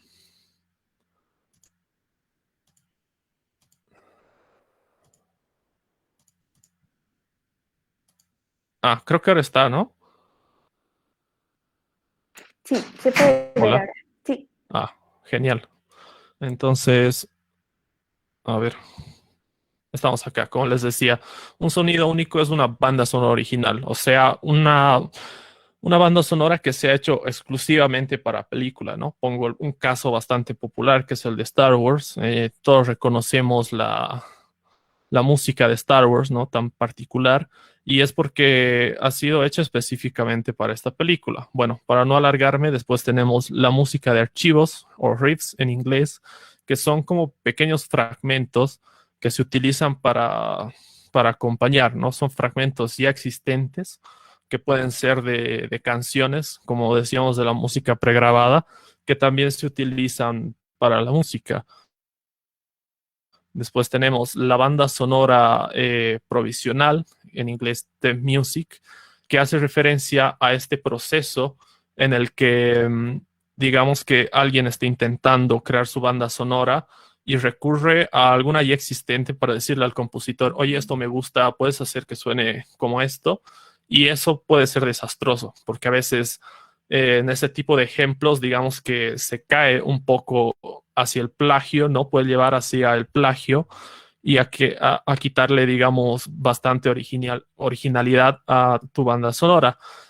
Y finalmente tenemos el bagaje musical, que hace referencia a composiciones cortitas para momentos específicos, ¿no?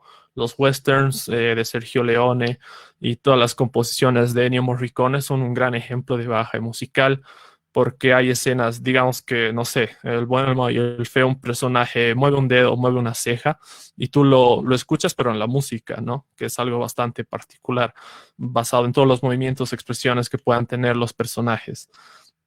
Me da un segundo, por favor, antes de entrar a esto, porque mi cámara se va a apagar si no conecto. Bueno, creo que ya se ha apagado, ¿no?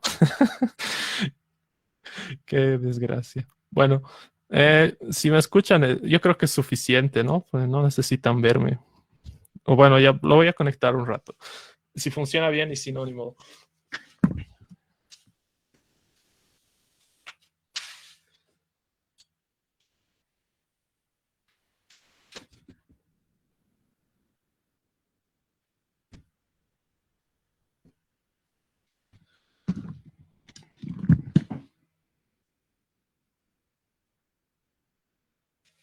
Bueno, mientras trato de recuperar la imagen, disculpar, utilizo celular como cámara web y justo se acabó la batería.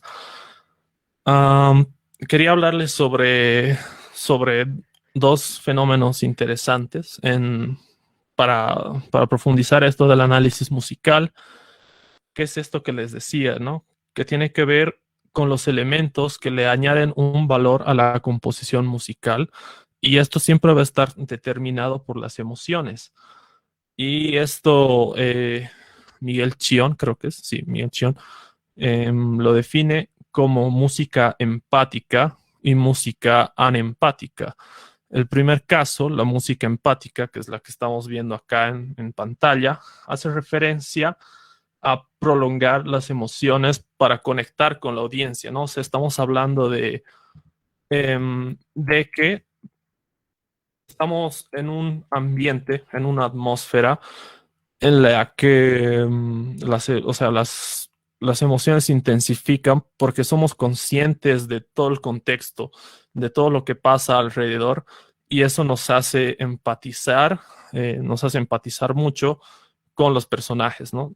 Esto habla más de un ámbito muy global, ¿no? Se habla de intensificar las emociones y mostrarte universos, mostrarte escenarios únicos, y a partir de la música brindarles cierta personalidad, ¿no? Darles ciertas características que los hagan únicos. Y un muy buen ejemplo de esto me parece Star Wars, la primera película de Star Wars, que es la escena que les he puesto aquí, que enseguida la voy a reproducir, que en su escena final usa la música en esta especie de ceremonia que tienen los personajes para intensificar la emoción que sienten y que de alguna manera el espectador sienten por haber cumplido su misión, ¿no? Por haber cumplido con lo que tenían que realizar y llegar a esta conclusión, haciéndonos conocer no solo las emociones de los personajes, sino también el conjunto en su totalidad.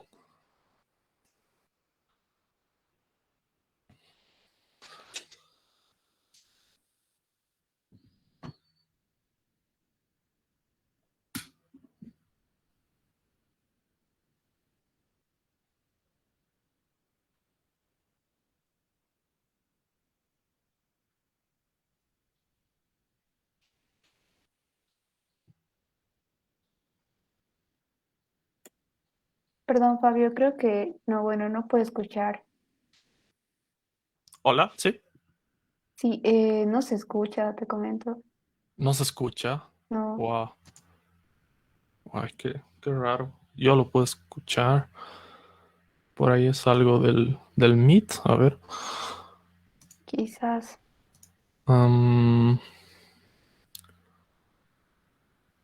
¿Has compartido para opción de video? Puedes dejar de presentar, Ya. compartir, y te aparece una pestaña y abajito en letras pequeñas te sale como para reproducir videos y sonidos. Puedo presentar después. Sí. te salen opciones. Toda tu pantalla, una ventana, una pestaña. Creo que es una pestaña. Abajito hay letritas que dicen que Mejor es para para... video y animación. Exacto, esa. Ah, ya. Va a disculpar, es que no uso demasiado el Meet y Está bien. me estoy hueveando. Bueno, enseguida lo pongo.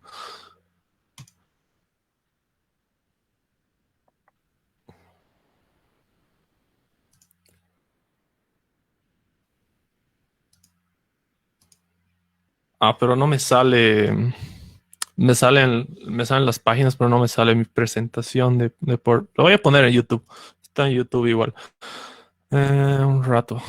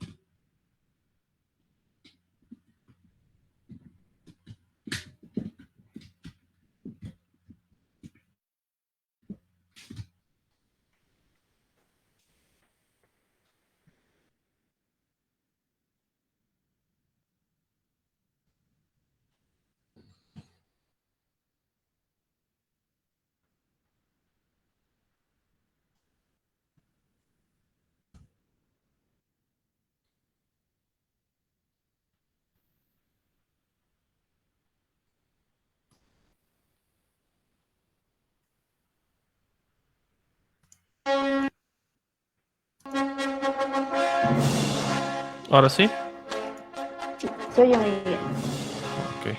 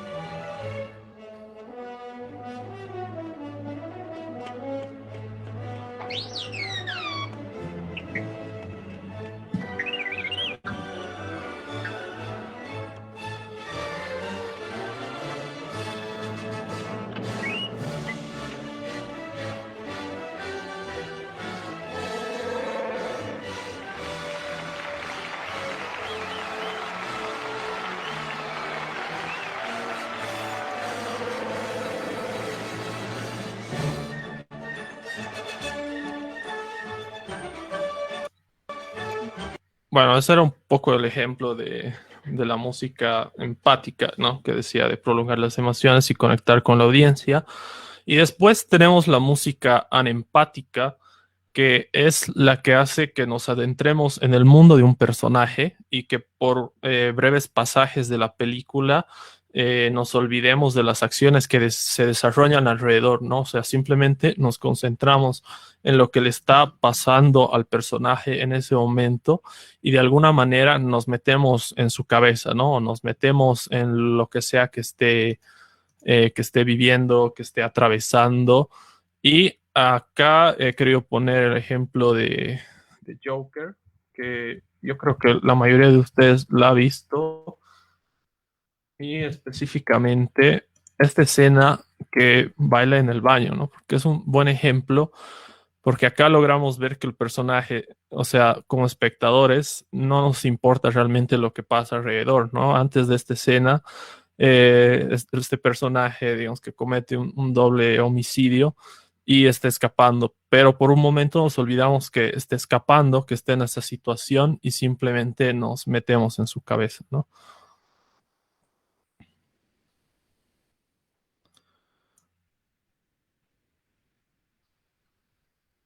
Bueno, cuando cargue. Listo.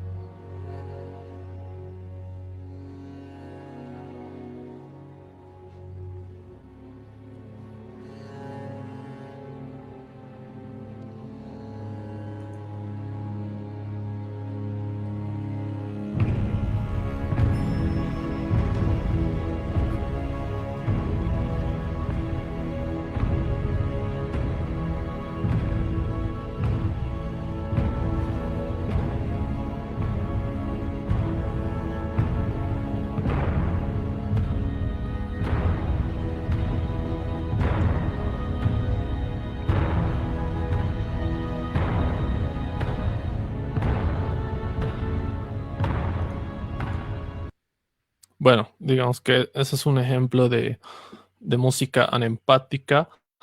Y también es preciso mencionar, digamos, una diferenciación dentro de estas categorías de la música, que es la música diegética y la música extradiegética o no diegética. La diegética es aquella que podemos escuchar, digamos que viene del universo de los personajes.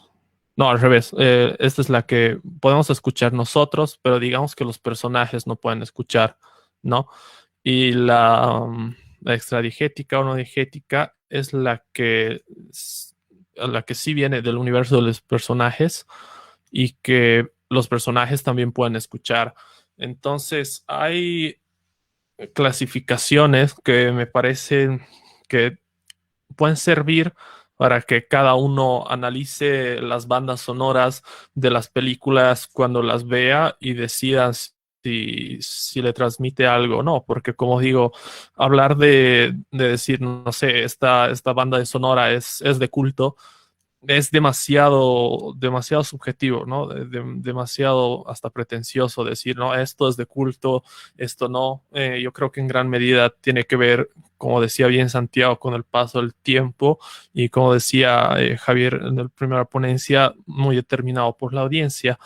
Y a ver, les quería mostrar otro ejemplo de algo de ánimo, ya sé cómo compartir, de una película que se llama All That Jazz, que es sobre un coreógrafo que curiosamente está basado en la biografía del director. Es sobre un coreógrafo que tiene problemas de salud y que muestran su rutina, o sea, que llena de prescripciones de medicamentos porque su salud está demasiado deteriorada y muestran un poco a través de la música y a través del montaje cómo es su día a día, ¿no? O sea, entendemos que está deteriorado de la salud porque repiten, no solo repiten esta secuencia con los medicamentos y demás, sino que repiten la misma canción como unas 5 veces a lo largo de toda la película. Y esto me parece algo interesante para analizar porque quizás sea algo que no he visto en otra película, que es definir, digamos, un estado físico o un estado emocional del personaje a través de la repetición de una película, ¿no? Hay también ejemplos en películas, una película boliviana, por ejemplo, de Lo más bonito y mis mejores años, que no sé si la han visto, de Martín Bullock, hace algo parecido, repite el tema, creo que se llama si tú no estás o Si tú te vas, algo así, pero en toda la película esa es la única canción que suena, ¿no? Es la única canción que suena y eso me parece súper interesante, ¿no? El repetir algo que tenga que ver con la música para de esa manera hacerte entender algo sobre un personaje o sobre una situación específica de la película. Y a ver, vamos a ir con este ejemplo de All That Jazz.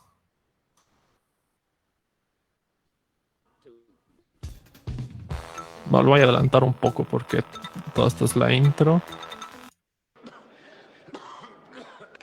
Esto es lo que les decía.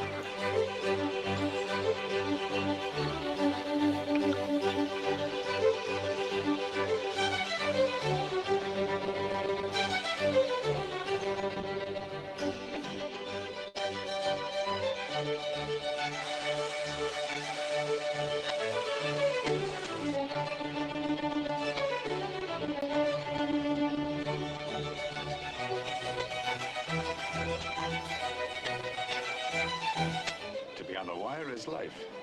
The rest is waiting. That's very theatrical, Joe. Yeah, I know. Did you make it up? I wish I had. You like it? Well, it's all right. Bueno, esa era la escena, si no vamos a ver toda la peli. Ese era el ejemplo de esto de la música, ¿no? Porque sí, les recomiendo mucho que vean esta película, es bastante buena, un poco deprimente si es que son artistas, entonces depende de ustedes si la ven o no, ¿no? Y quería finalizar con algunas recomendaciones que que tienen que ver mucho con la música.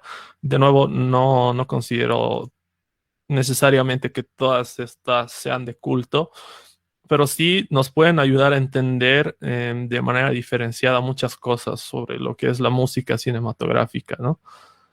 Ahora, ¿cómo es esto? Bueno, espero que funcione. ¿Se logra ver? Sí, se puede ver. Genial. Tenemos los ejemplos. Aquí están las recomendaciones. Esta que les decía, All That Jazz de Roche Schrader, es bastante antigüita, pero no es difícil de conseguir, ¿no? La pueden conseguir ahí por... no voy a incentivar la piratería, pero ya saben qué hacer. Después tenemos Cinema Paradiso, que es una película, una de mis bandas favoritas, bandas sonoras, una bandas sonoras favoritas, a cargo de Ennio Morricone. Es un clásico total, una película italiana, ¿no? Que habla bastante. Si te encanta el cine, tienes que verla también. Después he puesto Monos de Alejandro Landes. Este es bastante reciente, es del 2019, de hecho. Y la pongo acá porque la banda sonora de esta película a mí me parece algo bastante revolucionario, ¿no? Algo bastante único, porque mezcla, digamos que elementos de música electrónica, ¿no? Con muchos sintetizadores y ese tipo de cosas, con sonidos de la selva, de la jungla. Esta película está ambientada en la selva colombiana y habla sobre más o menos las disputas de carteles y cómo los niños y adolescentes de alguna manera se ven atrapados en este mundo. Y es una banda sonora que es increíble, ¿no? Es alucinante. Yo de verdad les recomiendo ver la película primero. Está en Netflix, creo, si es que no la han sacado todavía.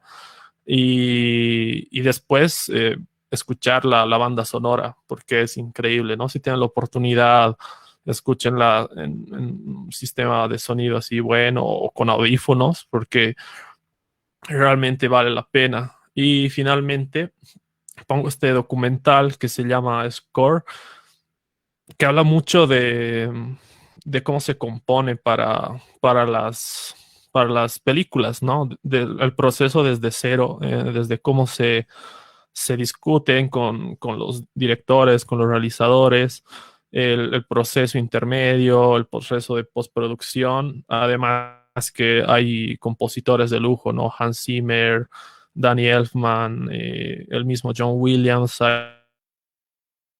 Hay intervenciones, Trent Reznor, ¿no? Intervenciones increíbles que si realmente les interesa, digamos, profundizar en esto que es la música cinematográfica, es una muy gran opción, ¿no? Y eso sería todo. Gracias. Muchas gracias, Fabio. Bueno, vamos a esperar un ratito por si hay alguna pregunta. Pueden dejarlas en el chat de Facebook. Y bueno, yo tengo una pregunta, Fabio. Sí. Bueno, hay un compositor que me gusta mucho. Es Bruno Colais, no sé cómo se pronuncia. No sé si Ya. lo conoces. Bruno, ¿cómo? Colais, algo así. No sé, tal vez si me dices alguna película de él, pero por el nombre Sí, creo que no lo conozco. ajá. Hizo la música de Coraline, de Los Ah, Coristas. Es una película francesa. sí, Y si no me Coraline la he equivoco, visto. Ujú. está reciente no recuerdo el nombre, pero estaba nominada a Mejor Película Animada de este año. Entonces, no sé Wolf si... Walkers. Exacto. Ah, es buenísima. Sí, sí, he visto películas. Los coristas también la he visto. Eh, ¿Y cuál era la pregunta? Eso, no sé cuál es tu opinión respecto a él. Bueno, a mí me llamó mucho la atención esto del coro más que todo, ¿no? El elaborar un coro, de hecho, debe ser más complicado o menos complicado que los otros trabajos realizados, por ejemplo, en Coraline o la que acabas de mencionar, que se va mucho el nombre. Sí, Wolf Walkers. Tiene su grado de complejidad incluir un coro, porque de por sí el proceso de crear bandas sonoras, por lo general, incluye toda una orquesta, ¿no? O sea, toda la orquesta de música clásica, orquesta filarmónica que conocemos, casi siempre hay una orquesta en estas películas, ¿no? Una orquesta asignada a los compositores con los que trabajan. Eso lo pueden ver en ese documental que les he recomendado. Es realmente muy interesante cómo funciona todo ahí detrás. Pero si a esta orquesta le sumas, digamos, vocales, y son vocales de un coro, necesitas así un estudio gigantesco, ¿no? Para poder tener todo ahí. Y complejiza más. Yo creo que le da un valor añadido a esto de la composición musical. A veces se simplifica mucho, ¿no? Por ejemplo, hay compositores que utilizan su computadora y un poco más, porque ahora con los softwares y todo es bastante posible tener casi una orquesta en tu computadora, pero cuando se trata de cine, por lo general, ¿no? El cine de más alto presupuesto o más purista, digamos, casi siempre tienen una orquesta a su disposición, ¿no?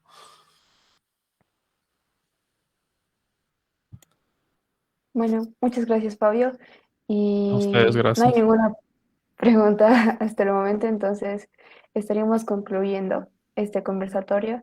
Y bueno, de parte de la Sociex, muchísimas gracias a todos, Alberto, Santiago, Johnny y Fabio, por aceptar la invitación. Y bueno, con esto cerramos el ciclo de conversatorios de cine de culto.